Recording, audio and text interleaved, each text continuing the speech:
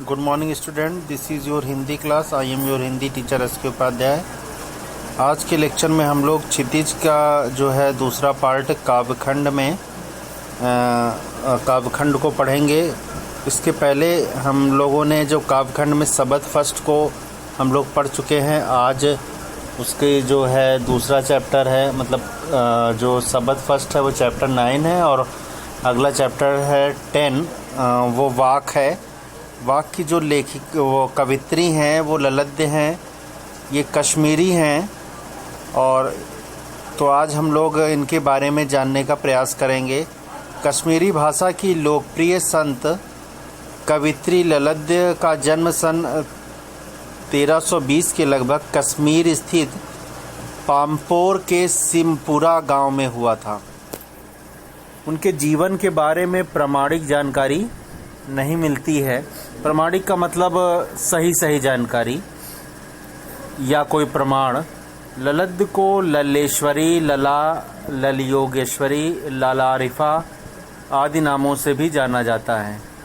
उनका देहांत सन 1391 के आसपास हुआ था, मतलब इनकी मृत्यु। देहांत का मतलब इनकी मृत्यु।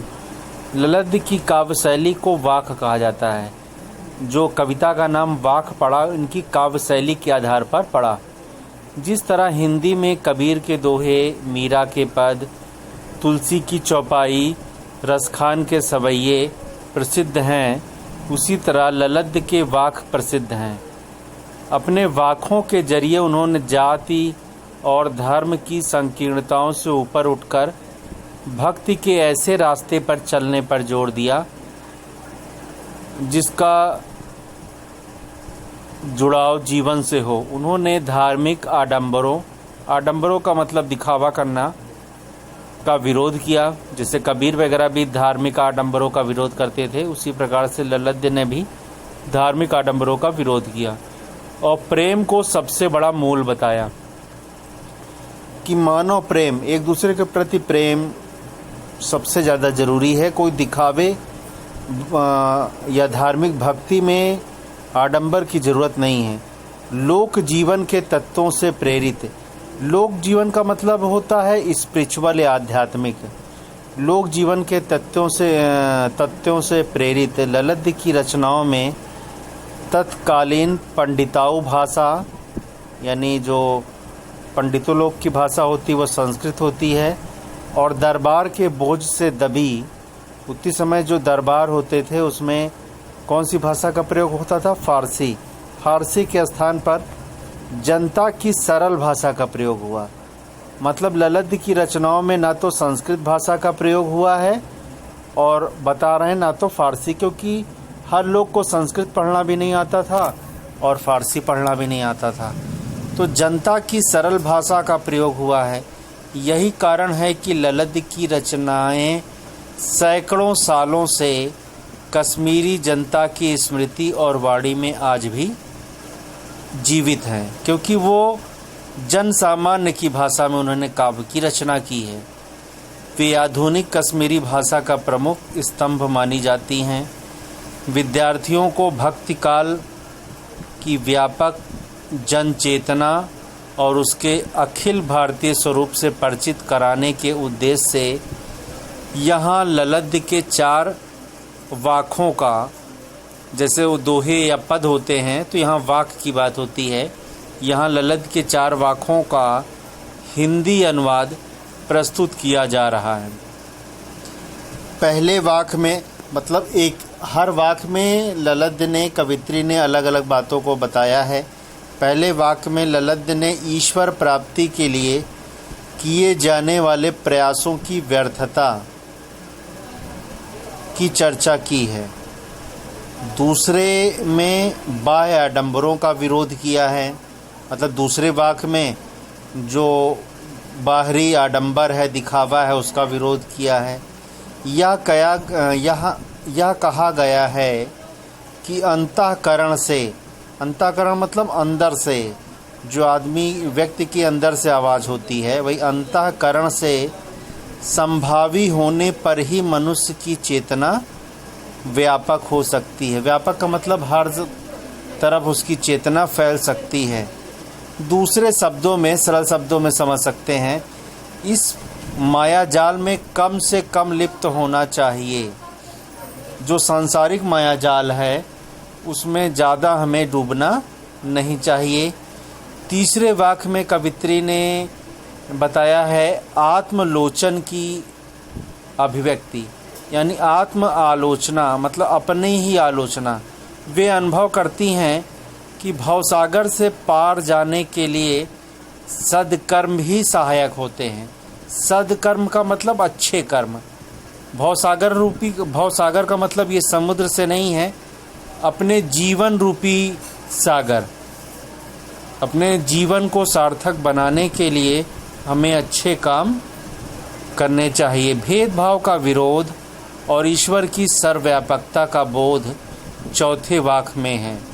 ललद्य ने आत्मज्ञान को ही सच्चा ज्ञान माना है कि हमें जब तक अपने आत्मा का ज्ञान नहीं हो जाएगा तो हमें और दूसरे चीज़ों का, सांसारिक चीज़ों का अगर ज्ञान भी होता है तो इस प्रकार का जो ज्ञान है, कवित्री ने इस प्रकार के ज्ञान को व्यर्थ बताया है। प्रस्तुत वाक्यों का अनुवाद।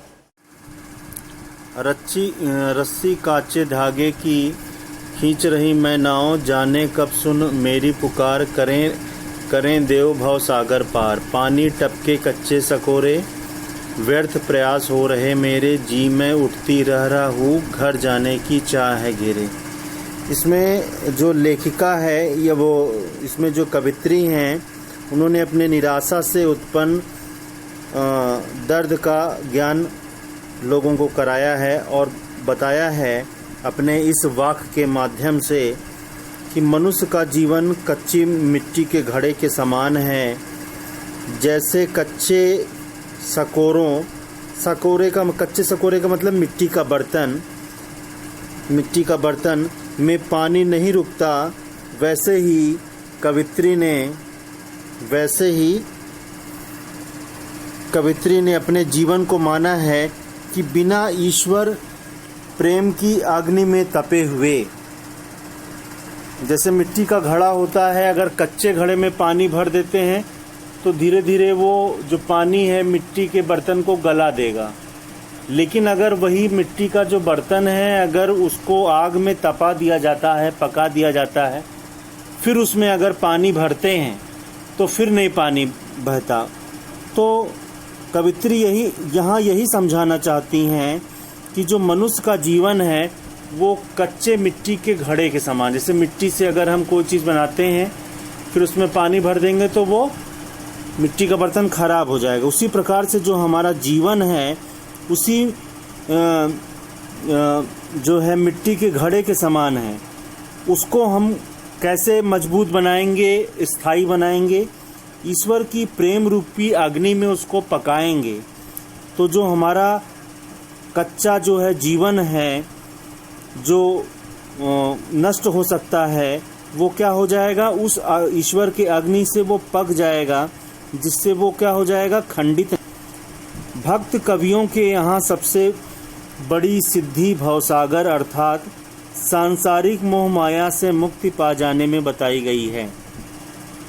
यहाँ भवसागर का मतलब कि मोह माया रूपी सागर को पार करना, उसी को कवित्री ने भवसागर बताया है। इस संदर्भ में यहाँ कवित्री अपने को कच्चे धागे की रस्सी बंधाकर ईश्वर से यह आस लगाए हैं कि कभी न कभी उसकी पुकार को सुनकर वह उस परमात्मा उसे शांति और मुक्ति प्रदान करेगा। जीवन के साधन रूपी कच्चे धागे से इस संसार रूपी भवसागर में मनुष्य की जीवन रूपी नौका को डूबने से बचाने के लिए एक कुशल नाविक की ज़रूरत है। कवित्री को यह अखंड विश्वास है या अटूट विश्वास है कि एक परमात्मा ही उसकी यह ज़रूरत पूरी करने में समर्थ है। मनुष्य का मन स्वभावता या स्वभाव से शंका करने वाला होता है, इसलिए कवित्री कहती हैं कि मुझे घर अर्थात ईश्वर की शरण में जाना है, अतः मेरे मन में वहाँ शीघ्र अतिशीघ्र जाने की इच्छा बलवती हो रही है। ये पहले आपका वाक्य का अर्थ हुआ, व्याख्या हुआ। अब आज के लेक्चर में स्टूडेंट इतना रखते हैं। Thank you student.